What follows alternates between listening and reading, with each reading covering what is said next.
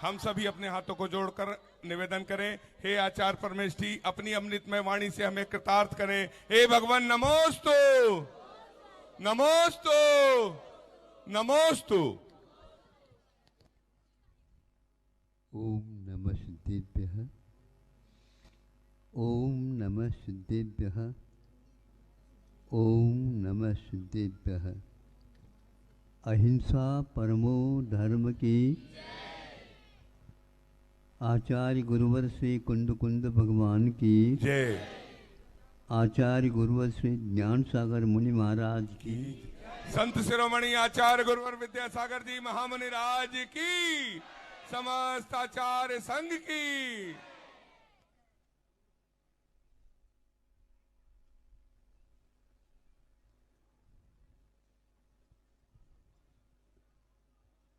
प्रतिदिन की भांति एक भी दिन ऐसा नहीं, प्रतिदिन की भांति नई नई जनता की टोली यहाँ पर मिलती रही। एक सी प्रसन्नता, एक सी ही खुशी, मानो सारे दुनिया को ही भूल गए हो।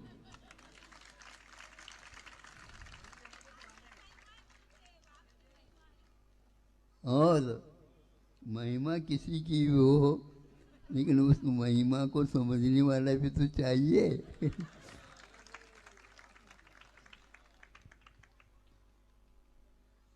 महिमा का अर्थ होता है मही मैंने पृथ्वी, माँ मैंने उस पृथ्वी पर, धरती पर बहुत सारे लोग रहते हैं।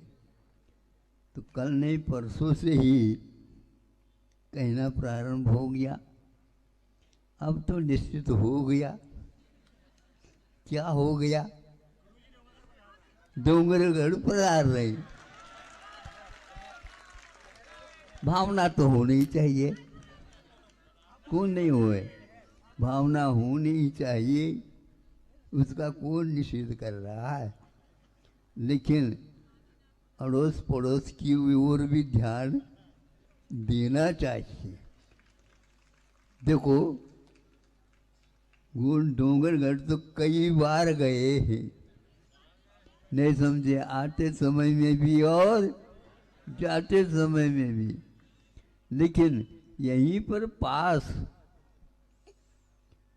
चंद्रगिरी के पास बिल्कुल, कौन सा गांव? कल जो है लाल बहादुर नगर। सोचना चाहिए, जहाँ से 10-15 छात्राएं, हाँ छात्राएं तो चंद्रगिरी में प्रतिभा स्थली में रात दिन रह कर के वह साधना अध्ययनरत है।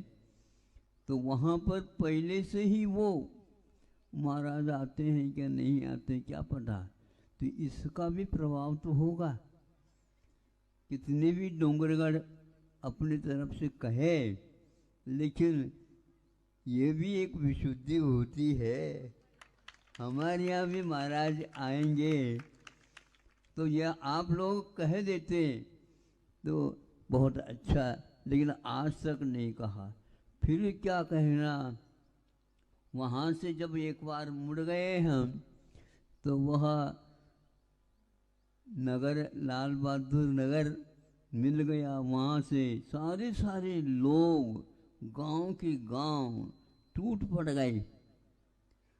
तो फिर इसके उपरांत टोलियां के ऊपर टोली, मक्का टोला,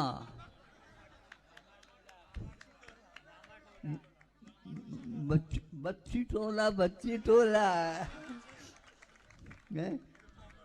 फिर रामा टोला, फिर कुमड़ा टोला, ठाकुरों की टोला। ये इतने टोले को छोड़ करके हम कैसे जा सकते बताओ? इन सब का पुण्य एकत्रित हो गया तो फिर बाद में इनको भी आना ही। देखो पहले गांव का नाम तो बताना चाहिए था आप लोगों को। हम मेन रोड को छोड़ करके ग्रामीण टोलों में भी जो तो जाना चाहिए, वहीं से शहरों में जाकर के बसते हैं और शहरों के लिए आवश्यकताओं की पूर्ति गांव से ही होती है। गांव में क्या नहीं है, सब कुछ है। केवल आप लोग शहर वाले वाहनों में घूमने को ही मानते हैं सब कुछ, लेकिन ये पैरों से घूमते हैं, घूमना तो उनका काम है ही नहीं। वह तो केवल भक्ति में रहते हैं, रात में दिन भर वो मेहनत करते हैं और सबके बारे में सोचते रहते हैं। और यहाँ तो छत्तीसगढ़ में कि श्रावण में तो श्रावण होता ही है, लेकिन गर्मी के दिन में भी हमने श्रावण देखा है। मेरा जीवन श्रावण हो ऐसे कहते हैं। यहाँ के प्रत्येक व्यक्ति का जीवन श्रावण है।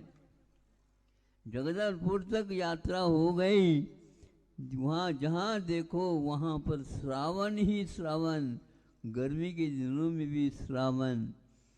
कैसा बिल्कुल हरियाली चारों तरफ, मेहनत तो पुरुष भी और महिला भी, पुरुष सारे मिलकर के आनंद के साथ आप लोग क्या समझे, ये सारा का सारा उन्हीं का है। कल तो हम वहाँ पर रुके थे, पूछा कि ये क्या है, थप्पी के थप्पी लगे हैं। तो महाराज ये सारे धान चावल है, चावल चावल। कहाँ कहाँ तक पहुँच जाता है वो चावल, अनेक प्रकार के चावल, ये विष्णु भोग जैसे चावल मिलता है ना यहाँ पर, छत्तीसगढ़ में है। हाँ, बहुत सारे पुकराज चावल।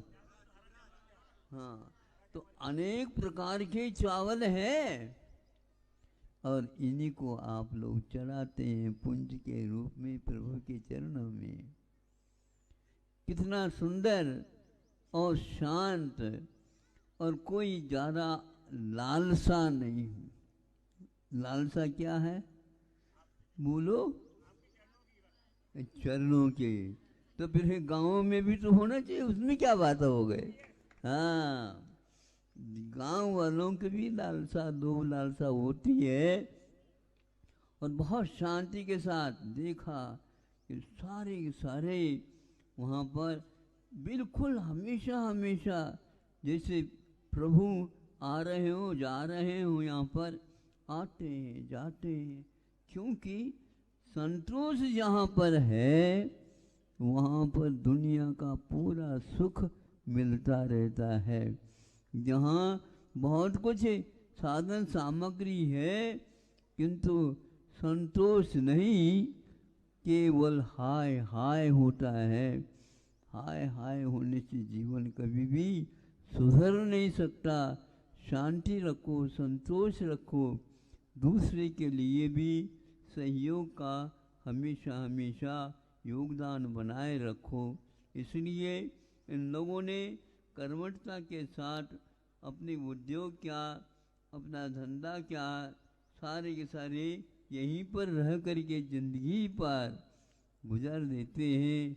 आप लोग बहुत सारी आकुलता के साथ जीते हो। गाँव के स्वभाव प्रकृति को आप देखने का विश्वास रखो, वह अवश्य ही एक सीखने योग्य कला है, जो गाँवों में प्रकृति के रूप में ही हमें देखने को उपलब्ध होता है।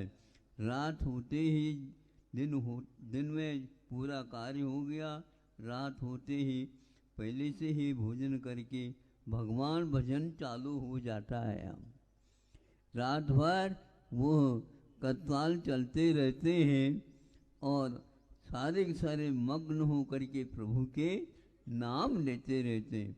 प्रभु के नाम तो सभी ले सकते हैं, ऐसा नहीं कि केवल डोंगर गाड़ी ले ले। हाँ, अब इसमें आप लोग बैठे हैं, आप देखो तो सही, अंत में ये कल्याणपुर है। कल जो हुआ था लाल बहादुर नगर था, तो यहाँ पर कल्याणपुर है। बताओ, यहीं से होगा। अब इसको आप छुड़ा रहे थे। हाँ, अब इस सभी मिल करके चलो आप। डोंगरगढ़ अभी नहीं जाना। हाँ, 3 किलोमीटर है बताते, पास ही है। हाँ, पास नहीं है, पास ही है। हाँ, हम बाईपास से आ गए, बिल्कुल पास में है। कल्याणपुर है, सबका कल्याण होगा। क्यों, कब होगा? जब हम संतोष की प्रार्थना करेंगे, भजन करेंगे, आराधना करेंगे, तभी ये कार्य हो सकता है। बहुत अच्छा है, सब गांव वाले सारे के सारे मिलजुल करके, कोई पार्टियां नहीं। सुन रहे हो, डोंगरपुर में कितनी पार्टियां? कोई पार्टी नहीं? अरे बहुत सारे। एक ही पार्टी, जीतने के बाद तो एक ही पार्टी रहती।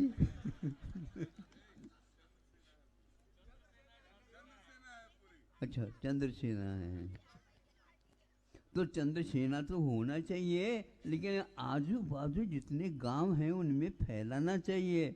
आज से किसी ने बताया नहीं था। इन सभी गांवों में हथकरघा चलता है। देखो ये वो क्या कहते हैं, आप लोगों के लिए जो कपड़े आए हैं, कहाँ से आए बताओ। हाँ, तो इसलिए वो सारे श्रमशील हैं। श्रम करना वो कभी भी नहीं। एक एक, दो दो, तीन तीन साड़ियाँ भी बनाने वाले यहाँ हैं, ऐसा सुना है। ऐसे मेहनत करने वाले राष्ट्र के उन्नति में योगदान देते हैं।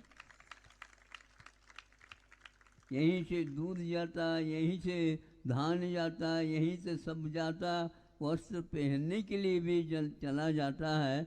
और क्या चाहते हो आप? श्रम से, मांगने से कुछ नहीं मिलता, श्रम से अपने आप ही ऊपर से टपकता है। इसलिए मेहनत सीखो, श्रम सीखो, श्रमण बनो, अथवा किसान बनो। किसान कैसे बनता है, यहाँ पर आने से देखने को उपलब्ध होता है। इसलिए उन्हें कभी भी कष्ट का अनुभव होता ही नहीं, दुख का अनुभव होता ही नहीं। उनका एक ही मात्र आराधन भजन यही चलता रहता है। प्रभु से प्रार्थना है, ऐसे भक्तों का नंबर जल्दी आ जा। अहिंसा परमो धर्म की।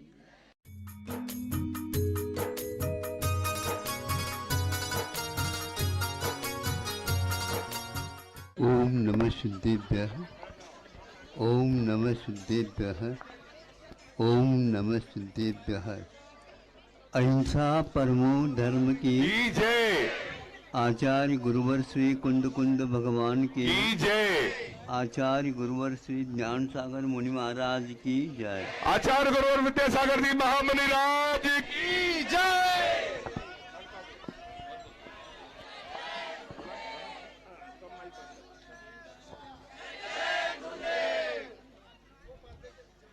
सुनो,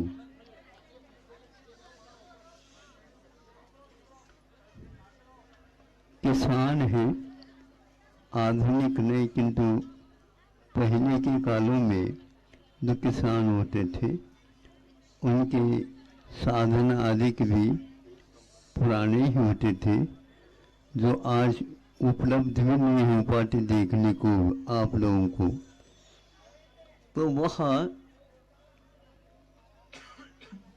सुबह सुबह प्रभात वेला से भी और थोड़ा सा सुबह चरस चलाता था। चरस का क्या अर्थ होता है? वह पानी भरना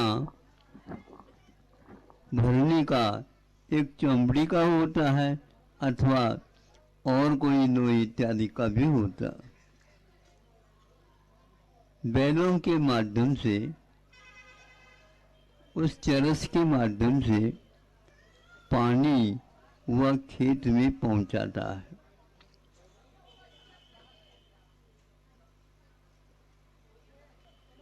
प्रतिदिन इसमें कम से कम भी 6-7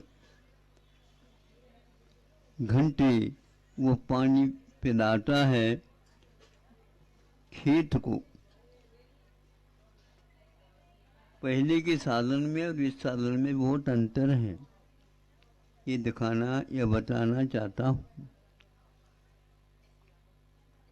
इस चरस के माध्यम से जो पानी खेत में चला जाता, वह पूरा का पूरा सोख लेती है धरती।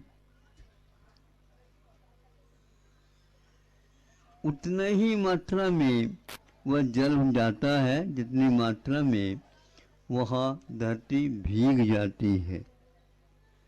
भीगना अलग वस्तु और सपाट वेग से चला जाना अलग वस्तु। तो एक बार सोचता हुआ ऐसे कर ले, एक दिन पानी जरा छोड़ दें ताकि पानी ज़्यादा आ जाए और 2 घंटे हम ज़्यादा चलाएं, समय भी बच जाएगा और काम भी उतना ही हो जाएगा। बैलों को भी आश्रम मिल जाएगा और अपने को भी दूसरा काम करने के लिए समय मिल जाएगा।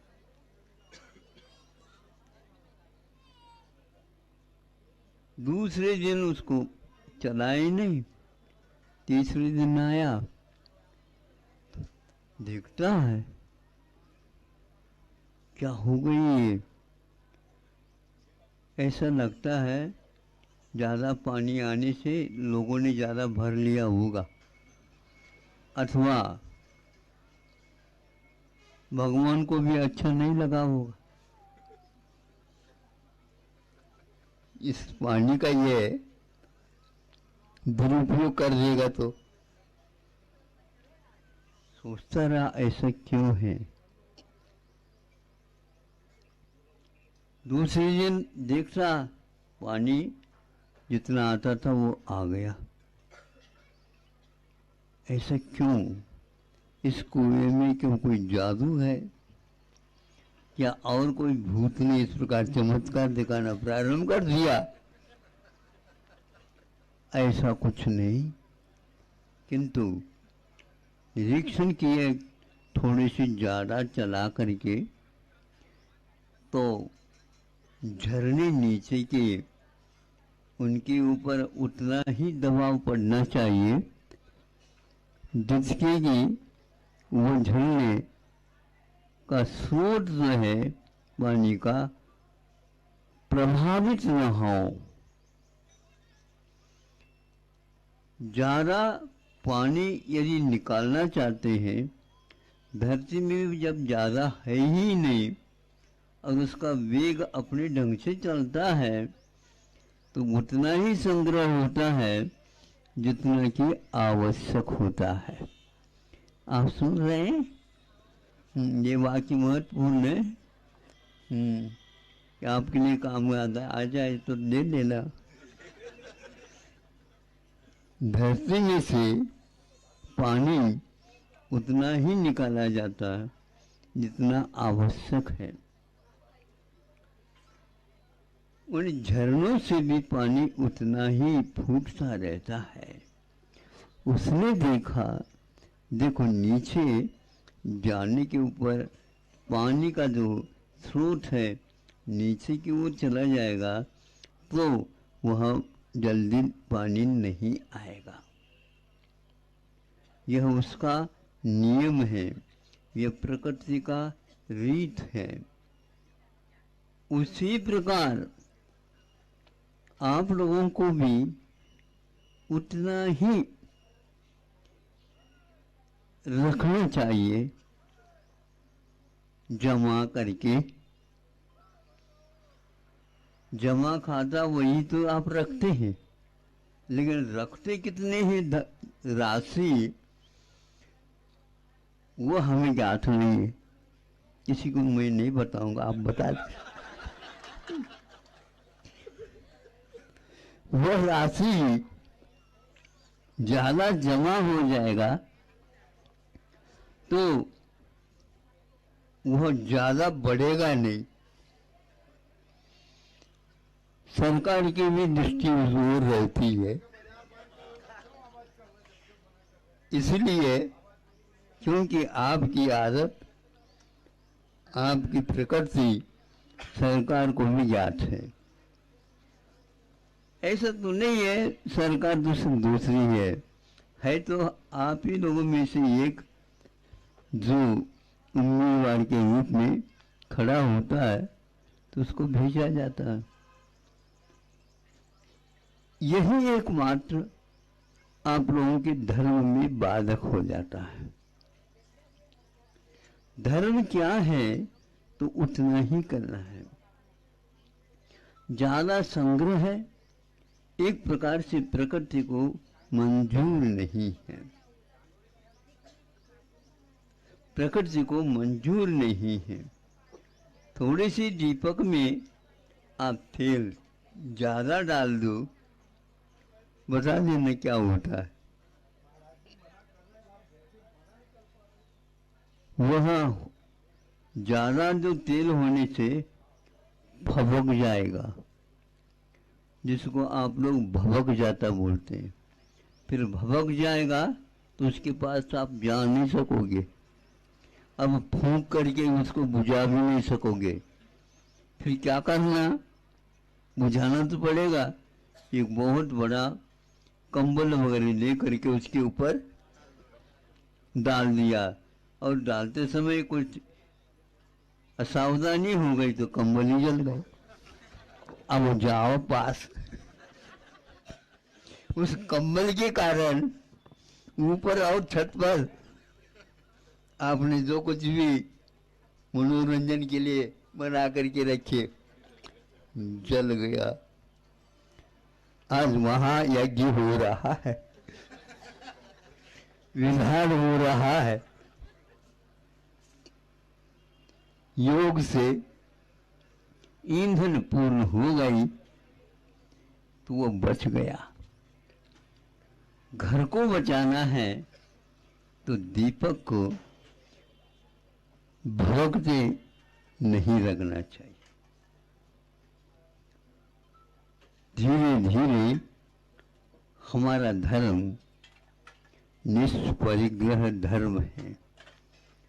सब पाप आप जानते हैं, झूठ नहीं बोलना चाहिए, चोरी नहीं करना चाहिए, कुछ नहीं करना चाहिए, हिंसा नहीं करना चाहिए, ये 4 ही पाप गिनते आप। परिग्रह को पाप मानते हो आप?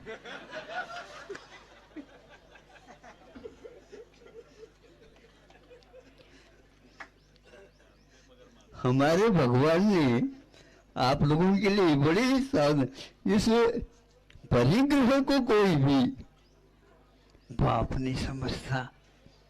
अरे बाप क्या, वो तो पाप का बाप है। और आप लोगों के लिए बापू भी यही कहते थे, परिग्रह पाप है। किसी को याद नहीं। अब देखो बड़े व्यक्ति आ गए, जिसके बाद जितना बड़ा पाप उसको उतने ही हम बड़े व्यक्ति के रूप में स्वीकारते हैं। यहीं पर गलती खा गए हम। हमारी गणित की व्यवस्था फेल यहीं पर है। उस गणित को कभी भी नहीं सीखना चाहिए। तो यह भगवान ने घोषणा की है। जैन कौन है तो बाकी जब चारों पाप से बच जाएगा, लेकिन पेट भरना तो वाजिब है। हाँ महाराज आशीर्वाद दे दो, पेट का तो भर जाएगा। पेट भरना है, फिर इसके साथ साथ महाराज धीरे से कहता हूँ, किसी को कहीं नहीं, पेट भी भरना है। पेट तो भरना ही है, लेकिन पेट ही नहीं भरना है भैया। पेट तो आप लोगों ने बना करके रख दिया, अब उतना ही रहेगा, लेकिन पेट का हम क्या कहें।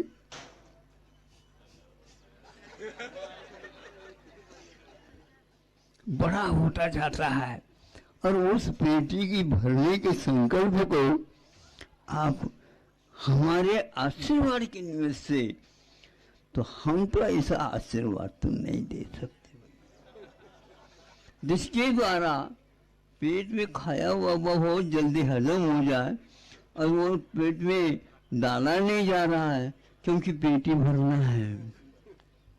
अब बोलो, बच्चों को भेजना है, अब तो इंडिया में काम नहीं होगा, वो भारत तो निकल चुका है, अब तो विदेश में जाना पड़ेगा। स्वदेश क्या और विदेश क्या है, परिग्रह के लिए आप क्या क्या कर रहे हैं। तो पंचम पाप, इसलिए आचार्य कहते हैं, संत कहते हैं, थोड़ा सा भी तिल तुस मात्र भी रखता है तो भी वह पाप है। महावीर भगवान न स्वयं रखते हैं और न ही दूसरों के लिए आशीर्वाद देते हैं, रख लो, हमने छोड़ा था, ये आपके काम में आ जाए तो ले लो। नहीं, वो कहते हैं इसी को, इसको हाथ नहीं लगाना।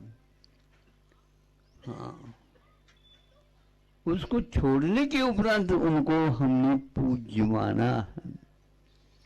और यदि मन में छोड़ते हैं, अत्रो अत्रो तिष्ठो तिष्ठो नहीं हो सकता, क्योंकि भगवान मुनि महाराज वो कुछ भी नहीं रखते हैं, वो कुछ भी नहीं रखते।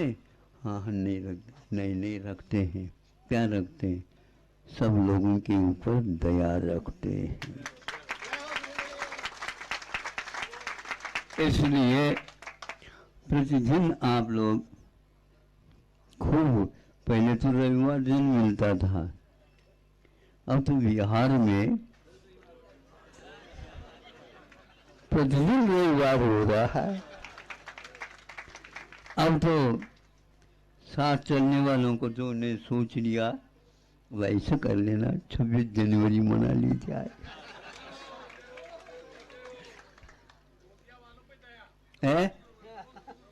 नहीं, इस सड़क पर जो आ रहे जा रहे सबके लिए दया।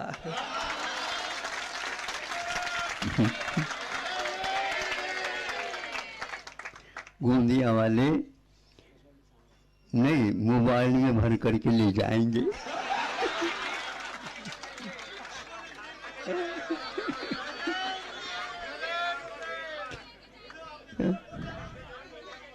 देखो साझा लगना, अपनी पेटी तो भरना है ही नहीं, इसलिए सब लोगों के पेट अच्छे भर जाए, ये भाव रखना तो छोटा नहीं, ये बहुत बड़ा धर्म है। इसलिए आप अपने पेट भरते भरते दूसरे के भी भरने के बारे में सोचो। पेट के बारे में सोचने की कोई आवश्यकता नहीं है, वह तो अनंत काल से आया है। इसके प्रति आप सावधान न रहिए, किंतु इतना ही करना पर्याप्त है। आज का तो इतना ही पर्याप्त है कि वह किसान ने सोचा नहीं, इतना ही पानी निकालना है जितना पानी आता है, स्रोत के नीचे जाते ही हम उसको बंद करेंगे, जितना स्रोत वह आता है उतना पानी निकाल करके वह बहुत अच्छी फसल ले लेता है। आज की मशीन के माध्यम से, यंत्र के माध्यम से पानी इतना जोर से बहाया जाता है, उसके साथ साथ मिट्टी भी बह जाती है। यह धरती के लिए क्षति पहुंचा देती है। वेग नहीं रखना चाहिए। पानी वह सूखती सूखती हुई धरती कोमल वह एकदम फूल जाए, तब उसका फसल फिर देखते रहिए। मशीन के कारण बहुत सारे अड़चने आ जाती है। अहिंसा परमो धर्म।